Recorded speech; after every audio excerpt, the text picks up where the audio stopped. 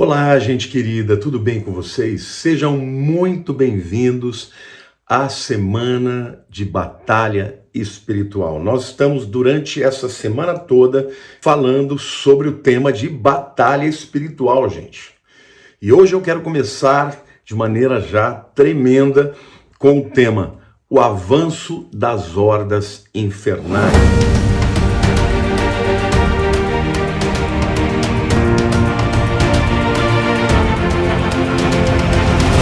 Gente, eu quero começar com esse título porque é o primeiro capítulo do livro que eu mais amo, que eu mais já li várias vezes, que é o livro chamado A Batalha Final, acho que eu já até comentei aqui com vocês, do Rick Joyner.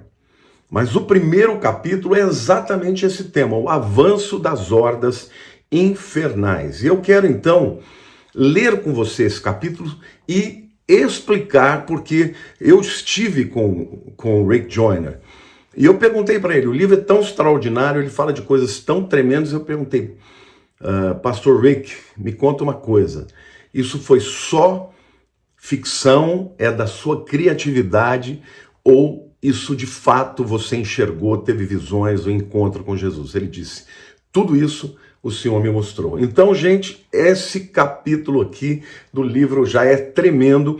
Então, eu vou lendo o texto e vou explicando para vocês, tá bom? Então, vamos lá. O exército demoníaco era tão grande que se estendia até onde a minha vista alcançava. Ele tinha divisões que se separavam uma das outras, cada uma das quais carregava uma bandeira diferente.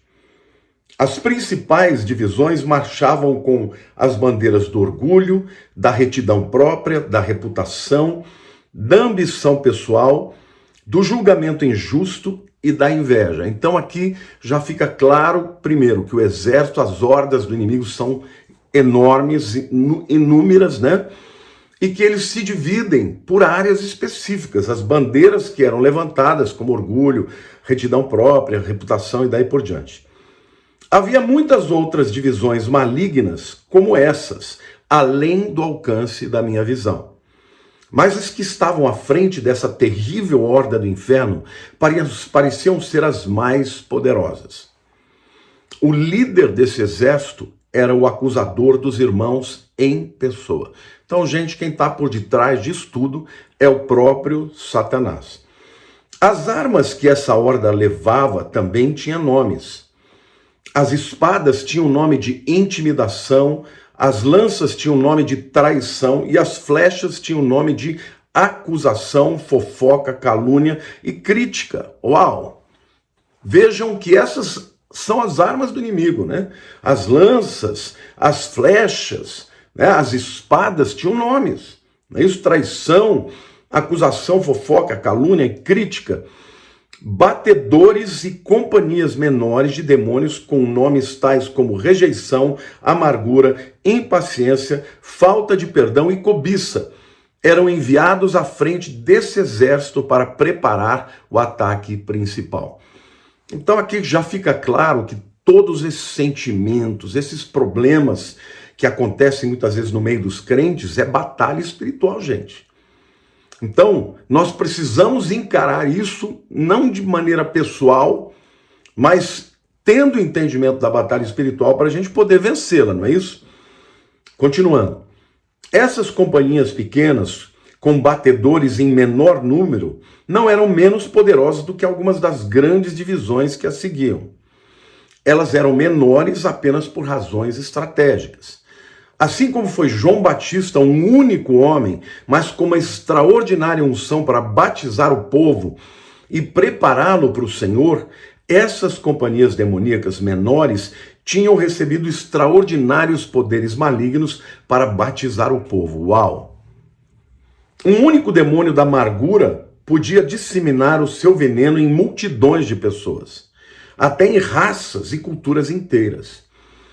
Um demônio da cobiça podia prender-se a um único artista, ou a um filme, ou até mesmo a uma propaganda e enviar o que parecia ser descargas elétricas de um lodo que atingia e tornava insensível uma grande parte das pessoas. Tudo isso era preparação para a grande horda do mal que vinha em seguida. Uau, gente, quer dizer que vem coisa pior aí. Tá? E esse livro, gente, ele veio como uma revelação de Deus. Então aqui a gente está falando de coisas que eu e você lutamos no dia a dia. Então vamos ver o que o texto continua dizendo. Esse exército estava marchando especificamente contra a igreja, mas ele atacava quantos pudessem. Ou seja, o objetivo maior é atacar a igreja, mas acaba atingindo a toda a sociedade, né? Eu sabia que o seu propósito era esvaziar antecipadamente um mover de Deus que está para vir, que se destinará a trazer muita gente para dentro da igreja. Gente, nós já estamos vivendo esse mover de Deus enviar as pessoas para a igreja para serem salvas. Mas o propósito de todas essas armas, esses demônios, é esvaziar a igreja e impedir que ela de fato cumpra o propósito de Deus. A estratégia principal desse exército era causar divisão em todo possível nível de relacionamento nas igrejas, umas com as outras, nas congregações, em relação aos seus pastores, entre maridos e esposas, entre filhos e pais e até mesmo os pequeninos, pondo-os um contra os outros. Divisão, gente, divisão que eu e você enfrentamos todos os dias da nossa vida. Às vezes dentro da casa, às vezes dentro da igreja, às vezes nos relacionamentos entre amigos. Isto não é brincadeira, isso é sério, gente. Os batedores eram enviados para estabelecer aberturas em igrejas, brechas, né? Em famílias e indivíduos que rejeição, amargura, cobiça e etc. E eles poderiam explorar, tornando essas aberturas maiores. Então vejam, rejeição, amargura, cobiças são demônios que vêm para criar brechas que vão se tornando cada vez maiores. Então as divisões que os seguiam fluiriam através destas aberturas para vencerem completamente suas vítimas. Feche as brechas, querido, no teu coração, nos teus sentimentos, na tua família e na igreja como um todo. A parte mais chocante dessa visão era que essa horda não estava montada em cavalos, mas principalmente em cristãos. Uau, que visão, gente! Na verdade, os cavalos que levavam esses demônios que montavam sobre eles eram pessoas, cristãos. A maioria deles era bem vestida, respeitável, e eles tinham a aparência de ser refinados, educados, mas parecia haver também representantes de quase todos os estilos de vida. Ou seja, pobres, ricos, pessoas cultas, pessoas simples, todas as raças e todas as etnias, né? Essas pessoas professavam as verdades cristãs de forma a apaziguar a sua consciência, mas elas viviam mancomunadas com os poderes das trevas. Uau! Uau! Pessoas que até acreditam que são crentes, que são livres, mas as mentiras do diabo estão enganando essas pessoas e elas estão oprimidas por ele, né?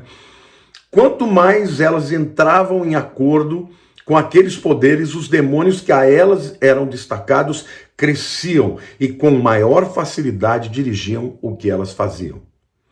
Muitos desses crentes hospedavam em si mais do que um demônio, mas um deles, obviamente, ficava encarregado da sua vida. Ou seja, o crente ele luta com diversas áreas na sua vida, mas todos nós temos uma área, pelo menos, que é aquela área contra a qual você luta. Então, na visão aqui do Rick Joyner, gente, cada um tem que enfrentar o seu atacante, o seu adversário, o demônio que vem contra si.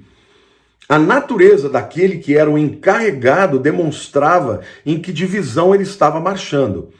Embora as divisões estivessem todas marchando juntas, também parecia que ao mesmo tempo todo exército estava à beira do caos. Por exemplo, os demônios do ódio odiavam uns aos outros, tanto quanto odiavam os cristãos. Os demônios da inveja tinham inveja uns dos outros. O único modo pelo qual os líderes dessas hordas impediam que os demônios lutassem entre si era fazer com que eles concentrassem o seu ódio e a sua inveja na própria igreja, na pessoa em que estivessem montados. Entretanto, estas pessoas com frequências irrompiam em lutas umas contra as outras. Eu sabia pelas escrituras que acontecera assim com alguns dos exércitos que tinham vindo contra Israel e acabaram autodestruindo-se. Quando o propósito deles contra Israel se frustrou, a sua fúria foi incontrolável e eles simplesmente passaram a lutar uns contra os outros. Notei que os demônios estavam montados nesses cristãos, mas não estavam dentro deles, como no caso de não cristãos. Era óbvio que esses crentes teriam apenas que deixar de mancomunar-se com os demônios para que se libertassem deles. Por exemplo, se um cristão sobre quem o demônio da inveja estivesse montado simplesmente começasse a duvidar da inveja, de que vale a pena, né? Aquele demônio ficava mais fraco bem depressa. Quando isso acontecia, o demônio enfraquecido gritava e o líder da divisão mandava todos os demônios em volta daquele cristão que o atacassem, até que a amargura e etc. Conseguisse montar nele de novo. Se isso não desse certo, os demônios começavam a citar as escrituras de uma maneira tão pervertida a ponto de justificar a amargura e as acusações, etc. Olha que coisa. O diabo usa até a própria Bíblia de maneira distorcida para manter o crente aprisionado. Estava bem claro que o poder dos demônios tinha a sua raiz quase que totalmente no poder do engano. Eu tenho dito isso frequentemente, gente. Satanás trabalha em cima do engano, mas eles tinham enganado esses cristãos até o ponto em que pudessem usá-los, fazendo-os ainda pensar que estavam sendo usados por Deus. Isso acontecia porque bandeiras de retidão própria estavam sendo carregadas por quase todos os cristãos, de forma que os que marchavam não conseguiam nem mesmo ver as bandeiras que assinalavam a verdadeira natureza dessas divisões. Ou seja, o crente que tem aquela autojustiça ou justiça própria, ele não consegue ver que ele muitas vezes está sendo usado pelo inimigo. Ao olhar para a última parte, bem distante desse exército, eu vi o séquito do próprio acusador. Ou seja, o grupo que está muito próximo do próprio diabo, né? Comecei a compreender a sua estratégia e fiquei impressionado por ela ser tão simples. Ele sabia que uma casa dividida não pode permanecer, e esse exército representava uma tentativa de trazer divisão à igreja, de forma tal que ela decaísse completamente da graça. Isso é muito sério, gente.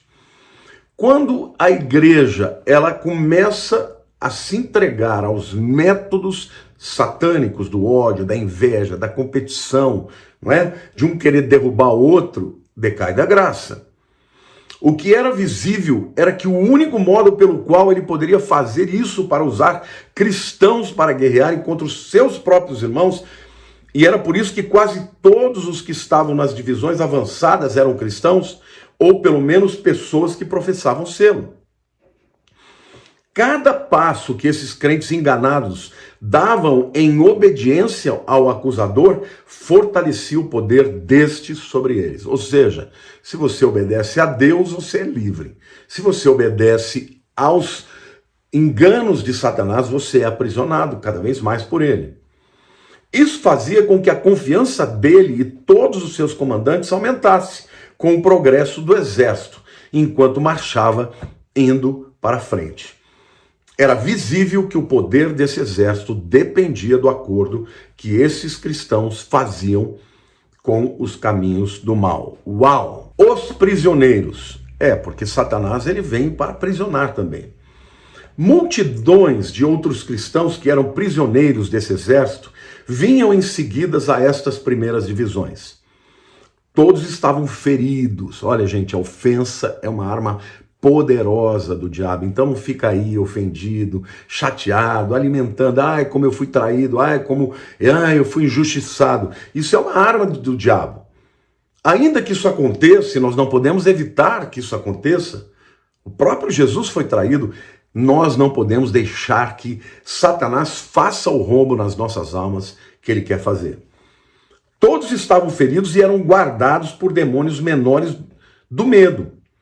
Parecia haver mais prisioneiros do que demônios no exército.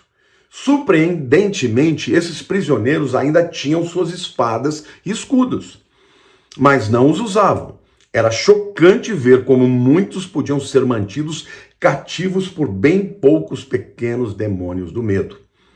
Se aqueles cristãos ao menos tivessem usado suas armas, eles teriam se libertado com facilidade e provavelmente teriam feito um grande estrago em toda aquela horda maligna. Em vez disso, eles marchavam submissos. Por cima dos prisioneiros, o céu estava preto, com abutres que se chamavam depressão. De vez em quando, um deles pousava sobre o ombro de um prisioneiro e vomitava sobre ele. O vômito era condenação. Quando o vômito atingia um prisioneiro, ele se levantava e marchava com a postura um pouco mais erguida por algum tempo. Então caía bem mais fraco do que antes. E aqui ele fala também de uma outra sensação que é a depressão e a acusação que é decorrente disso. E ele mostra que tinham demônios, abutres, literalmente demoníacos, que vinham sobre as pessoas para tanto levá-las à depressão, né, à inércia, à incapacidade de fazer qualquer coisa, mas também à acusação. De novo, fiquei imaginando por que os prisioneiros simplesmente não matavam esses abutres com suas espadas, o que eles poderiam ter feito com facilidade. Espada, gente, é a palavra de Deus. É a palavra de Deus que nos dá condições de vencer esses demônios. Ocasionalmente, os prisioneiros mais fracos tropeçavam e caíam. Assim que atingiam o chão, os outros prisioneiros apunhalavam com suas espadas, depreciando-se, que é uma coisa que acontece muito na igreja também. Uma pessoa cai, uma pessoa por alguma razão cai, por pecado, por falta de fé, os próprios crentes sobem em cima para pisotear, para esfaquear, para acusar. Não é isso? Então os abutres vinham e começavam a devorar os que estavam caídos, mesmo antes de estarem mortos. Os outros cristãos prisioneiros ficavam à sua volta e observavam isso, concordando com o que acontecia, e até apunhalando de novo com suas espadas os que estavam caídos. Gente, que coisa tremenda, né, gente? Está sendo deflagrado aqui o modus operandi do diabo e das suas hordas que estão avançando. Enquanto eu observava, percebi que esses prisioneiros pensavam que o vômito da condenação era uma verdade que tinha vindo de Deus. Então compreendi que esses prisioneiros, na verdade, achavam que estavam marchando no exército de Deus. É por isso que eles não matavam os pequenos demônios do medo, nem os abutres. Eles pensavam que estes eram mensageiros de Deus. A escuridão da nuvem de abutres dificultava esses prisioneiros de ver que tinham aceitado inocentemente tudo o que lhes acontecia como tendo vindo do Senhor. Eles achavam que os que tropeçavam estavam sob o juízo de Deus, e por isso os atacavam de modo como faziam, eles pensavam estar ajudando a Deus. Então, quando eles atacavam, eles achavam que estavam sendo instrumento de Deus. O único alimento que era dado àqueles prisioneiros era o vômito dos abutres. Os que se recusavam a comê-los simplesmente se enfraqueciam até que caíam. Os que comiam fortaleciam por algum tempo, mas com uma energia maligna. Uau! É quando a pessoa, por exemplo, que foi ofendida, fica empoderada, né, para poder dar revanche, para dar o troco, para se vingar, não é isso? Então, eles se enfraqueciam de novo até que tomassem um pouco da água, da amargura que constantemente lhes era oferecida. Que coisa tremenda, gente. Depois de beberem dessa água, eles passavam a vomitar sobre os outros. Quando um dos prisioneiros fazia isso, um demônio que estava esperando poder cavalgar, montava-se sobre ele e o dirigia para uma das divisões da linha de frente. Ainda pior do que o vômito dos abutres, era um lodo repugnante que os demônios urinavam e defecavam em cima dos cristãos sobre os quais cavalgavam. Esse lodo era o orgulho, a ambição pessoal, conforme a natureza da sua divisão. Contudo, aquele lodo fazia com que os cristãos se sentissem aliviados de todo sentimento de condenação, de forma que facilmente acreditavam que os demônios eram mensageiros de Deus. E, na verdade, eles pensavam que aquele lodo era a unção do Espírito Santo. Senti tal repugnância do exército maligno que quis morrer. Então a voz do Senhor veio para mim e disse: esse é o princípio do exército inimigo, do último dia. Este é o engano final de Satanás. Seu poder final de destruição é liberado quando ele usa cristãos para se atacarem entre si. Gente, não seja instrumento desses demônios. Não ataque ninguém, não tente ferir nem destruir ninguém.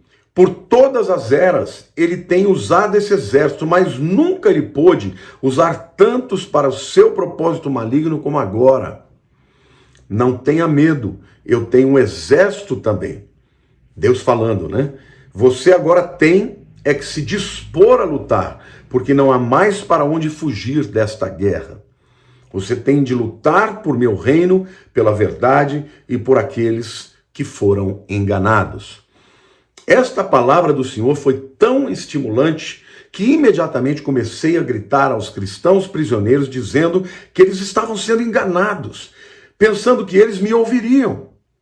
Quando eu fiz isso, pareceu-me que o exército inteiro virou-se e olhou para mim. O medo e a depressão que eles estavam sobre eles começaram a vir para mim. Permaneci ainda gritando, achando que os cristãos despertariam e perceberiam o que lhes estava acontecendo. O que lhes estavam acontecendo. Mas em vez disso, muitos deles passaram a pegar as suas flechas para atingir-me. Outros apenas hesitaram, como se não soubessem o que fazer com respeito a mim. Senti então que tinha agido prematuramente e que cometera um erro grosseiro. Eu quero agora aqui fazer alguns comentários a respeito dessa guerra, deste avanço das hordas infernais dos últimos dias. Primeiro, elas são numerosíssimas, não podemos subestimá-las. Segundo, elas vêm levantando bandeiras, né? Agem em áreas determinadas, como orgulho, retidão própria, reputação, julgamento injusto, inveja e muito mais.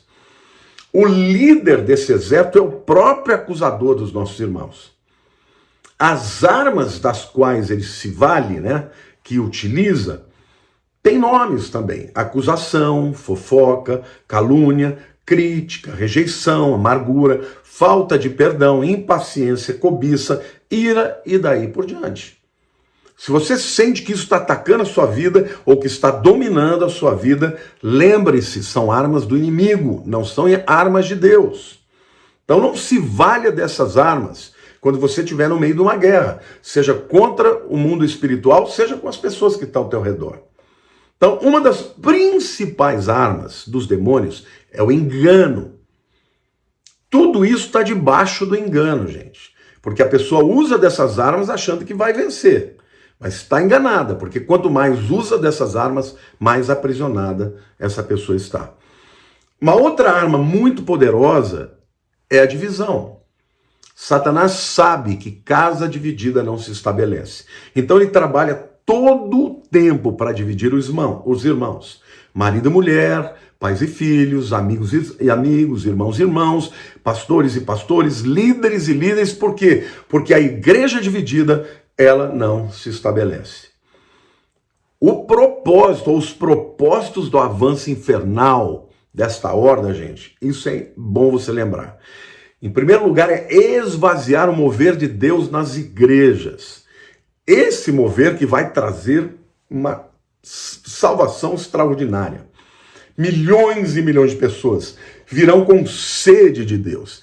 E essas hordas querem impedir que o propósito de Deus nessa direção se cumpra. Mas eles não vão conseguir, porque Deus é mais poderoso. Mas você pode fazer parte desta unção de ser um libertador e não um aprisionado. Porque Deus vai cumprir, gente. Ele vai cumprir o seu chamado, a sua vontade. E o nosso chamado pode ser cumprido se nós estivermos na vontade de Deus.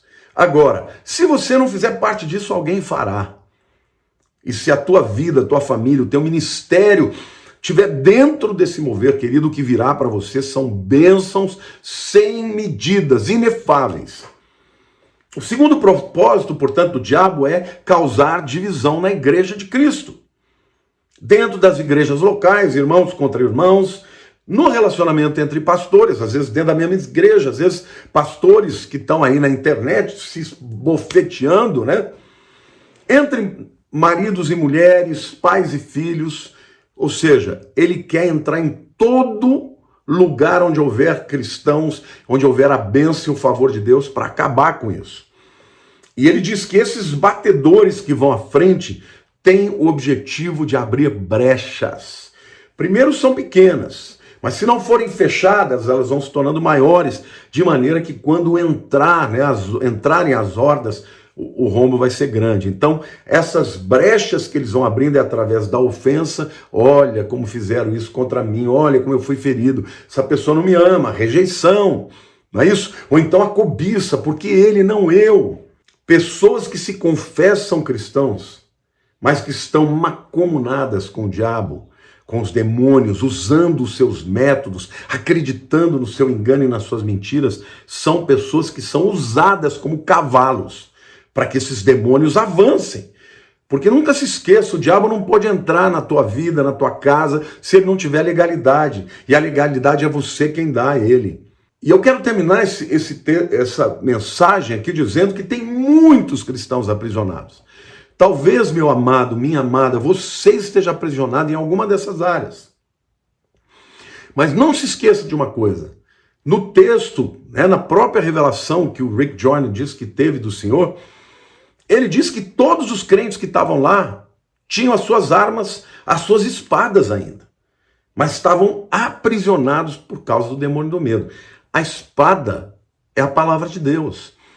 A maneira que você pode se voltar contra o diabo é duvidar do que ele está te dizendo, dos teus sentimentos, das mentiras, da tua justiça própria, né? Dessa coisa de, olha como eu fui ofendido, agora vou dar o troco. Duvide desses métodos e acredite na palavra de Deus, que é a verdadeira espada. E aí, meu querido, ele vai perder. E até mesmo esses abutres que fechavam o céu, né? E que rodeavam para comer as carnes das pessoas, abutres chamados de depressão, que vomitavam condenação, né? Para que as pessoas caíssem mortas. E aí o próprio exército via as pessoas caídas, ainda não morrendo, mas esfaqueava essas pessoas. É o que Satanás está fazendo muitas vezes na igreja. Mas eu quero declarar aqui, em nome de Jesus, porque o propósito dessa semana de batalha espiritual é abrir os seus olhos e te chamar para lutar o bom combate. Como Paulo disse, combati com bom combate, acabei a carreira e guardei a fé. Deus nos chamou para sermos mais do que vencedores. A Bíblia diz que em Cristo Jesus nós somos mais do que vencedores. A Bíblia diz que Jesus Cristo triunfou sobre os principados e potestades na cruz do Calvário. E mais do que triunfar, ele os expôs à ignomínia, à vergonha. O nosso general é Cristo. Em Apocalipse 12 diz que o destino do acusador já está selado. Ele vai perder, vai ser expulso definitivamente dos céus. E um dia, gente, ele vai ser condenado pelo Senhor. Então, a minha palavra para você é: não seja parte do exército do inimigo. Não seja você cavalo para demônios que vêm para destruir a tua vida e a vida daqueles que estão ao seu redor. Seja você parte do exército de Deus, que é o exército vencedor. No nome de Jesus, pelo Senhor marchamos. Esse é o nosso lema. A nossa bandeira é o amor. A nossa arma é a palavra de Deus. A fé, o perdão, a gratidão, a alegria são armas poderosas do exército de Deus. E eu quero dizer para você, querido, essa semana você vai receber muita revelação sobre a batalha espiritual em diversos níveis. E o meu pedido para você é que você compartilhe esse vídeo, para que muita gente seja liberto através dessas palavras. Dê um joinha aí também, curta. Vamos fazer com que o YouTube entenda o valor, o poder, a eficácia desse vídeo. Quanto mais interação você fizer com esse vídeo, mais gente vai receber. Amém? Amo você. Se você ainda não se inscreveu no meu canal, está convidadíssimo. É um canal que sempre tem o objetivo de pregar a palavra de Deus, de trazer ensino com profundidade. Amo todos vocês. Um beijo no coração, em nome de Jesus. Amanhã tem mais. Semana da Batalha Espiritual. Fiquem com Deus.